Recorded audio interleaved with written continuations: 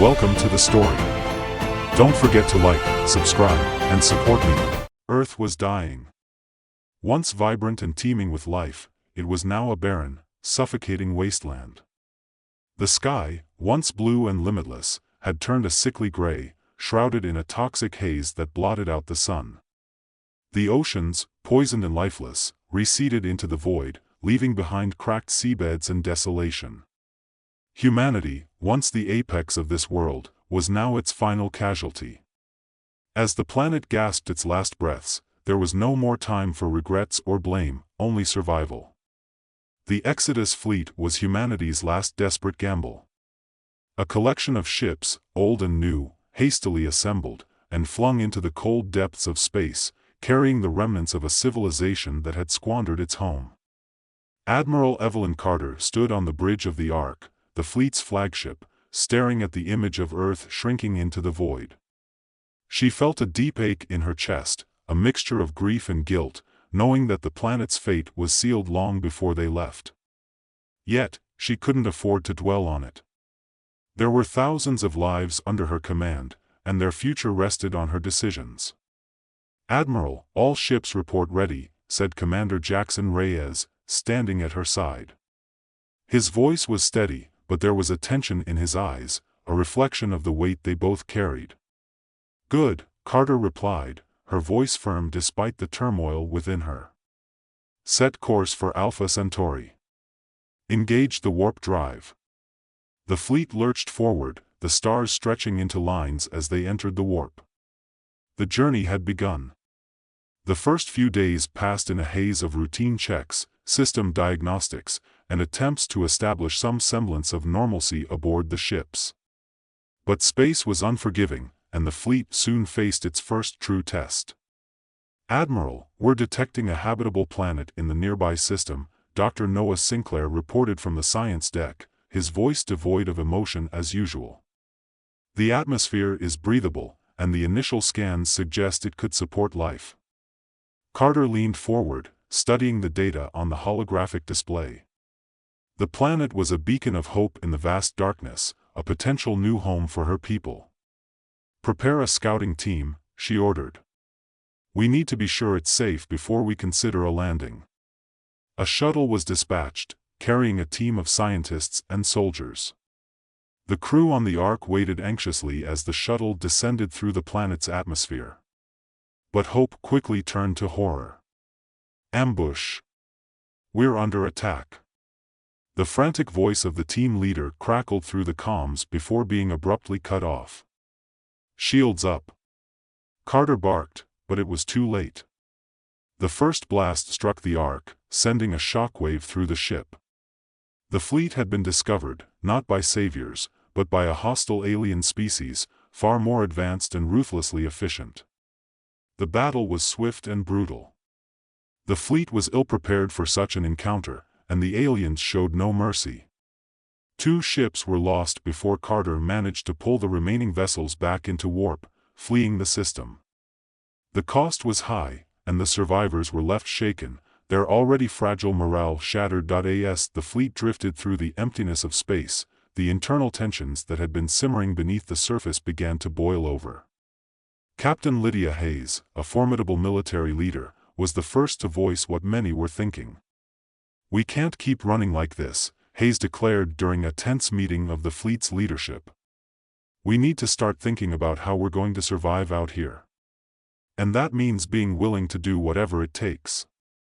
Carter met Hayes's gaze, seeing the fear and anger in her eyes. "And what do you suggest, Captain? That we become as ruthless as the aliens we just escaped?" "If that's what it takes, yes," Hayes shot back. "We're on our own out here. We can't afford to be weak." "We're not weak," Commander Reyes interjected, his voice calm but firm. "But we can't lose sight of who we are, either. If we sacrifice our humanity, what's the point of surviving?" The room fell into a tense silence. The divide between those who agreed with Hayes and those who stood with Reyes was growing, and Carter knew she needed to address it before it tore the fleet apart. "We are survivors," Carter said, her voice cutting through the tension. "But we're also human. We have to find a way to balance both, or we risk losing everything. We'll continue our search for a new home, but we do it on our terms. We don't compromise our principles, not for anything. But as the fleet ventured further into the unknown, the challenges only grew. Supplies dwindled, and the aging ships began to show signs of strain. Repairs were constant, and the crew was stretched to their limits. The isolation of space took its toll, fraying nerves and pushing some to the brink of despair. Then came the Vayans. The Vayans were an enigmatic alien race, more advanced than humanity but not immediately hostile. Their sleek, organic ships appeared out of the darkness one day, surrounding the fleet in a display of silent power. Carter ordered a communication channel to be opened, and to her surprise, the Vayans spoke their language, albeit with a strange, melodic intonation. They offered assistance, technology, supplies, and even guidance to a habitable planet. But there was a catch, one that Dr. Sinclair quickly uncovered. They want something in return, Sinclair reported after analyzing the Vayan transmission. They want to use our people as laborers on their planets. They're engaged in a war of their own, and they see us as a convenient resource. Reyes was the first to react. We can't accept this. Trading our freedom for safety isn't an option. But Captain Hayes saw it differently. This could be our only chance, she argued. We're running out of options. If we have to work for them, so be it. At least we'll survive. The debate raged for hours, the leadership council fracturing under the pressure. Carter listened to both sides, weighing the consequences of each choice. She knew that whatever decision she made would define the fleet's future, and her legacy as its leader. In the end, Carter refused the Vayan offer. The fleet would continue its journey, alone and unaided, no matter how uncertain the path ahead. It was a decision that would cost her dearly. Unbeknownst to Carter, Captain Hayes had been secretly negotiating with the Vayans, driven by her belief that Carter's leadership was dooming them all. Hayes had gathered a faction of loyalists who shared her views, and with the Vayans' backing, she launched a coup. The mutiny struck with the precision of a well-planned military operation. Hayes's forces seized control of several ships, including the Resolute, one of the fleet's most powerful vessels. The Ark was thrown into chaos as loyalists fought back, determined to defend Carter's command. The battle was fierce, and the fleet, already weakened by their journey, was pushed to the brink of collapse. In the midst of the chaos, the Vayans launched their own attack, seeing an opportunity to take the fleet for themselves. The situation was dire, and Carter knew she had to make a choice. Jackson, she said quietly to Reyes, who had taken command of the defense. You have to get the fleet out of here. I'll hold them off. Admiral, no, Reyes began, but Carter cut him off with a look that brooked no argument. There's no time, she said. I'll take the Ark and what's left of our forces and create a diversion. It's the only way to give the others a chance. Reyes hesitated, torn between his duty and his loyalty. But he knew she was right. I'll see you on the other side, he said, gripping her arm in a rare moment of personal connection. Carter nodded, though they both knew the likelihood of survival was slim. Good luck, Commander. The Ark and a few remaining loyal ships broke away from the main fleet, turning to face the Vayans and the mutineers. Carter led the charge, every maneuver calculated to buy time for the rest of the fleet to escape. The battle that followed was nothing short of catastrophic. The Ark took the brunt of the enemy's fire, its hull breaching in multiple places, alarms blaring as systems failed one by one. But Carter's plan worked.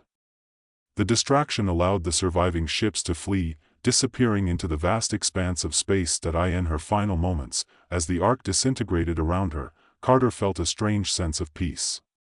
She had done her duty. She had given her people a chance. The fleet, now under Reyes's command, limped through space, battered and broken but still alive. Weeks passed, the survivors consumed by the daunting task of repairing their ships and rebuilding what little they had left. But through it all, they clung to hope, and then, they found it. The planet was unlike anything they had seen before.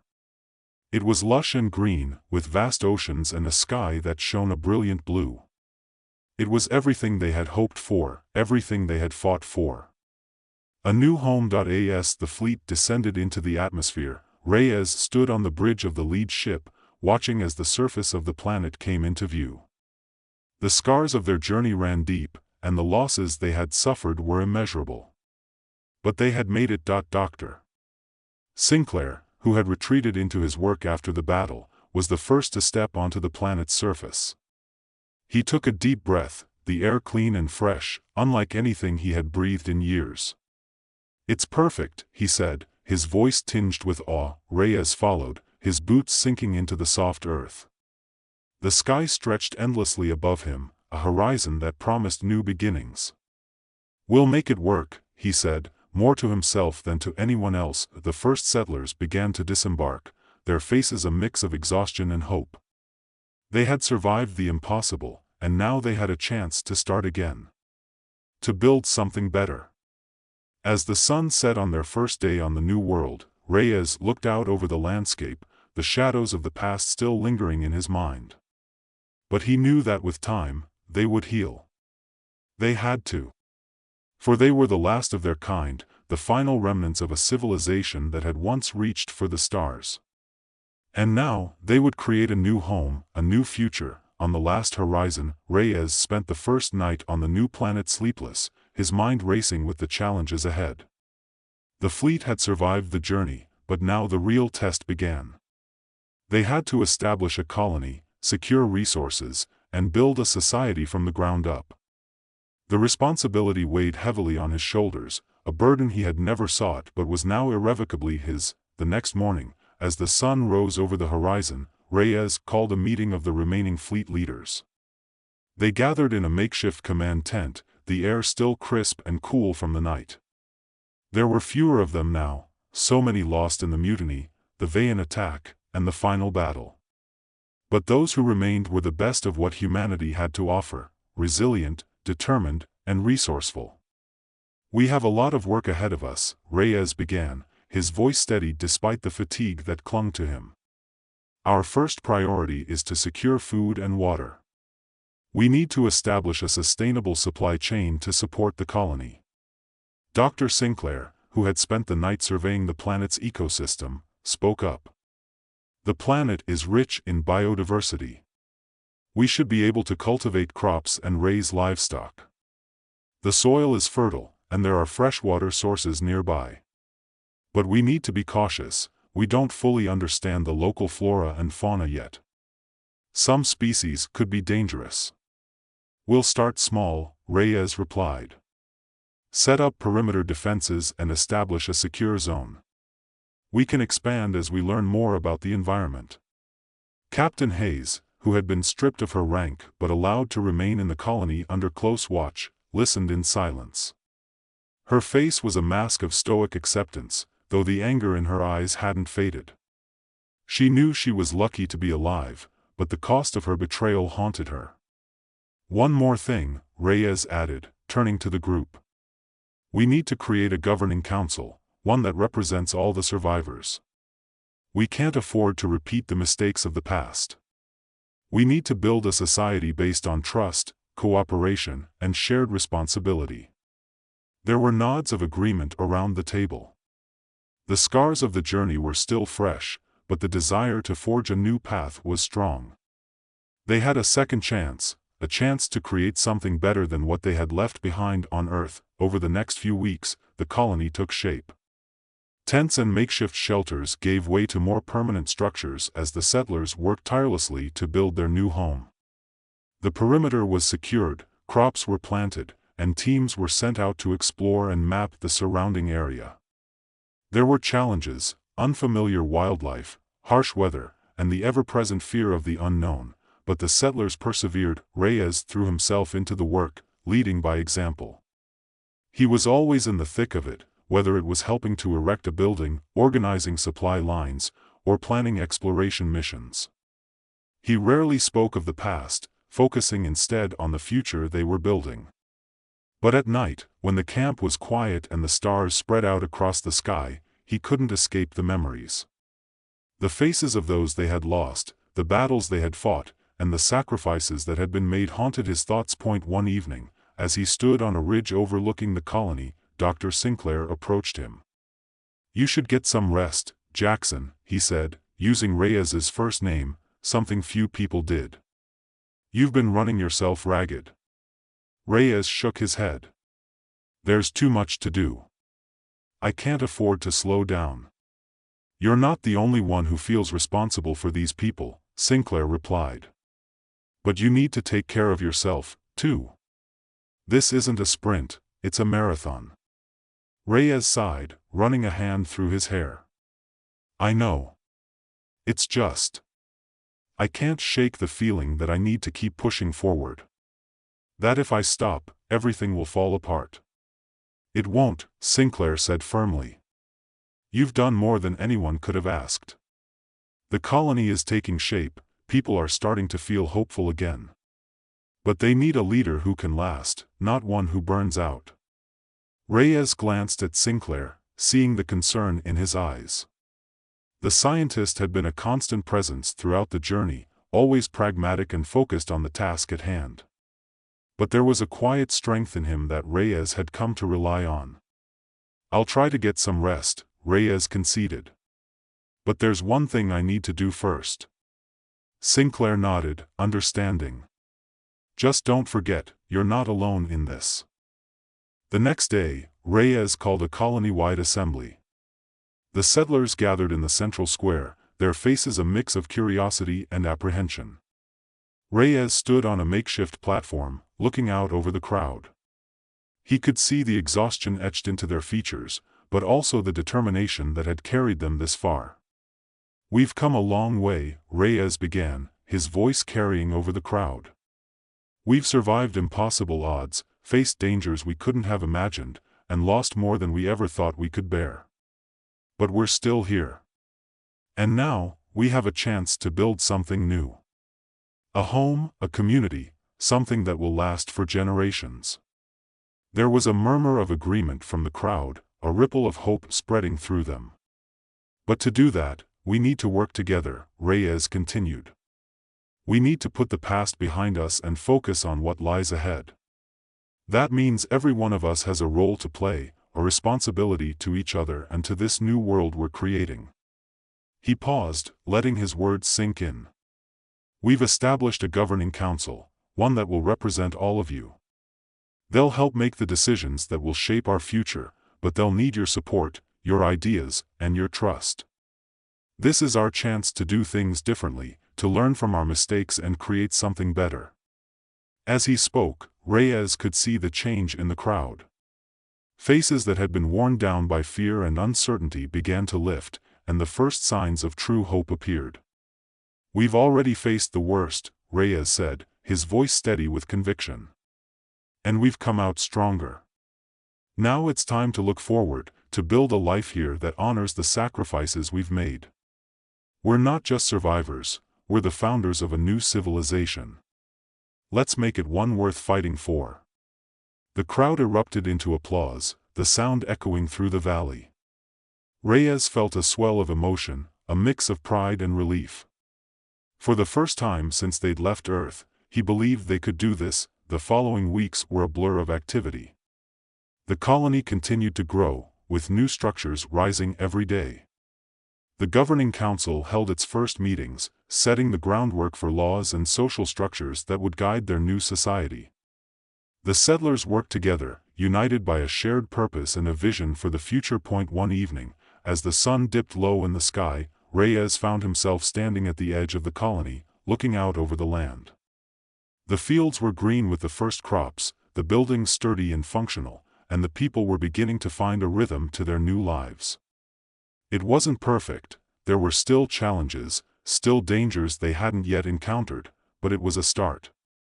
A good start. As he stood there, he was joined by Dr. Sinclair, who handed him a cup of steaming tea. "Not bad for a bunch of refugees, huh?" Sinclair said, a rare smile tugging at his lips. Reyes chuckled, taking a sip of the tea. Not bad at all. They stood in comfortable silence for a while, watching as the lights of the colony began to twinkle in the twilight. Reyes felt a deep sense of satisfaction, a feeling that they were finally on the right path. "You know," Sinclair said quietly, "Admiral Carter would be proud of what you've done here." Reyes nodded, the memory of Carter still a fresh wound in his heart. "I hope so. She gave everything for us to have this chance. I won't let that be in vain." Sinclair placed a hand on Reyes's shoulder. "None of us will." As the stars emerged, filling the sky with their ancient light, Reyes felt a sense of peace settle over him. They had a long way to go, and the road ahead would be far from easy. But they had made it this far, and together, they would continue. They were the Exodus fleet no longer. They were settlers, pioneers of a new world, and the future was theirs to shape.